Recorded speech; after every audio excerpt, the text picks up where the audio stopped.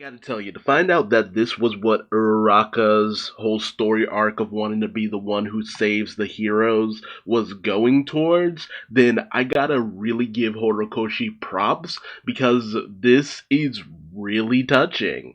Because it's a situation that arrives twofold. Uraraka's want to see people happy, to get them to a better place. She's kind of looking at things through the bigger picture, trying to get people to just open their minds a little bit to what it means for Deku just to have a little bit of a moment of rest. And yes, I agree with the civilians here that it is highly dangerous for Deku to be here. It almost guarantees that there will be some kind of attack here.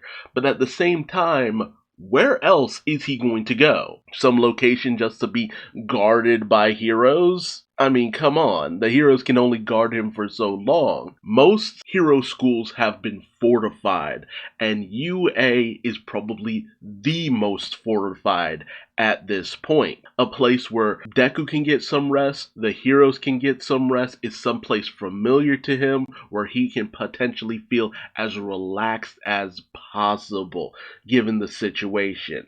Yes, it is a lot to ask of these people, but she's only asking for a moment. That's the thing. That's the real thing that really brought me around to this speech. She's saying, look at him. He is filthy, he's grimy, he's bloody, he's disheveled, he is in the worst way possible. And she's not asking them not to be afraid. No, that is not what she's asking whatsoever. It's just like, no, I understand that you're afraid. I understand that you're uneasy. I understand that this might be the most terrifying thing to you, knowing that he's here. But she's asking for people to have some sense of mercy here, if nothing else, because Deku is your best bet at potentially bringing this shit around. It is the most desperate plea possible. And yes, the people were angry, annoyed,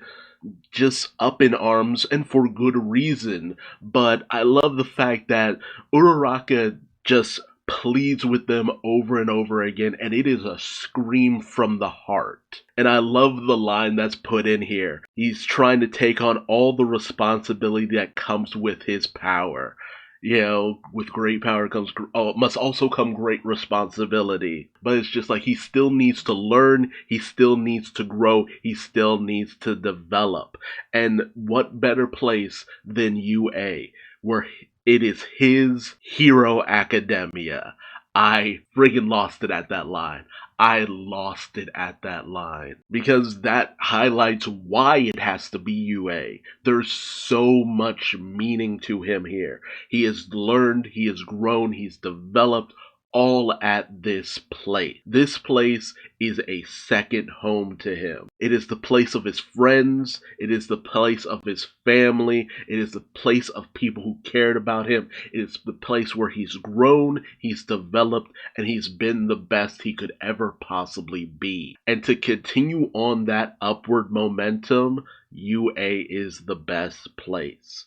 Again, the feelings of the people, their anger, their desperation, their hurt is not being brushed aside here, but it's being asked of them to take some pity, to just give him but a moment. And honestly, after all of this, I wouldn't be surprised if some people still wish to just leave. Just go someplace else. And that's perfectly reasonable. That is not what's being asked of them. It's not being asked that they be forced to stay someplace where they think it's potentially too dangerous to be. But it's dangerous everywhere. That's the thing. No matter where you go, there is the potential for danger.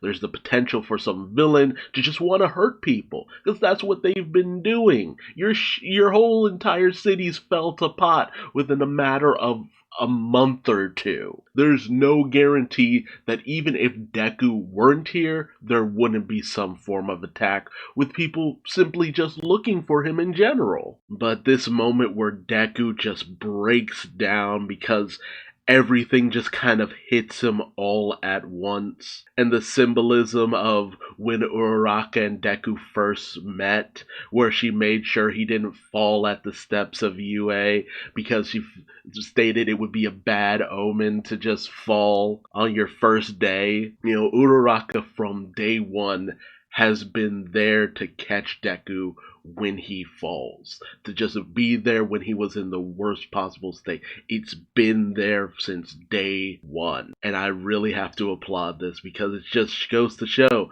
a hero isn't just someone who fights the bad guys left, right, and center. It's a hero. A hero is someone who inspires you, who makes you a better person, who brings people together for a common goal, for the betterment of others. And that's what Uraraka is trying to do here. Was her speech perfect? No, by no means. But it was a speech from the heart. It was highly touching, and it meant a lot to her to try to get people to just understand why the students were so intent on this, why the faculty's so intent on this, why the heroes are so intent on this. And I really do love this moment where the large woman from before who Deku saved, he just took that moment out to save her because people mistook her for some kind of monster. She goes running towards Deku, recognizing him as the boy who saved her, and even Koda comes rushing towards him, the very first person that Deku really managed to save. The first and the last person Deku really managed to save. To just go out of his way to do right by. Go running towards him to help him. Yes, this is a story about Deku and how he became an amazing hero. But this is also the story of how everyone in Class 1A became great heroes. How all of them grew, developed, and went on to help as many people as possible. And I really have to admit, this chapter just hit me pretty hard because it was such a sweet sense of just caring. You know, just open your heart and find the humanity within your soul. I couldn't look at Deku the way that he is, even not knowing the circumstances, and just turn him away, because after I saw what it looked like, what he looked like just being out there rough and on his own, and knowing that he was potentially the only helping factor to get things back to normal, I can't imagine just still wanting him to just be thrown out to the wild. But hey, who knows? Maybe I'm speaking out of my ass. Maybe fear would overrun that sense of sympathy that I would have for this moment. All I know is that at the end of this, I was deeply touched. I was in awe of what Horikoshi had done with this situation.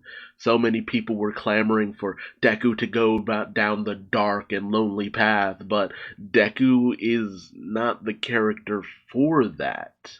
That's the thing. That has never been the idea for this series. Ida has tried to go down that path. Todoroki has tried to go down that path.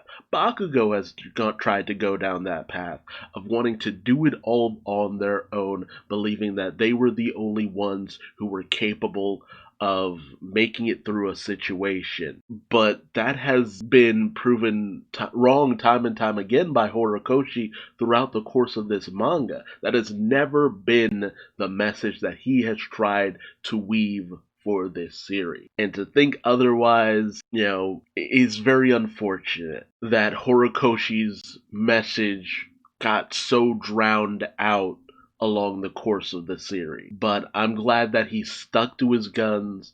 He's made sure to include the entirety of Class 1A from start till now, because he loves the class that he crafted, the heroes that are supposed to inspire, and they obviously mean a lot to him. And I'm glad that despite everything, he has never let go of these characters. He has never made it so that only one can do in whatever given situation, because we all need help from time to time, no matter who you are. And that is a wonderful lesson. But tell me your thoughts in the comment section below. What did you think about Uraraka's speech and everything that you saw in this chapter today? What was your favorite part? Or what was the worst part to you? Let me know. And until next time, please like, comment, subscribe, and hit the bell icon for notifications. And I've been Duuz-Diz-Din, and I will see you later. Bye bye.